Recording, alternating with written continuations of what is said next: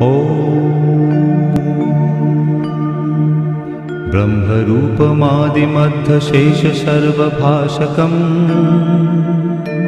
भावषट्कहीनरूपनित्यसत्तमध्ययम् वङ्मनौति गोचरं च नेति नेति भावितम् तं नमामि देवदेव रामकृष्णमीश्वरम् आदितेयविहरं शूरारिदैत्यनाशकम्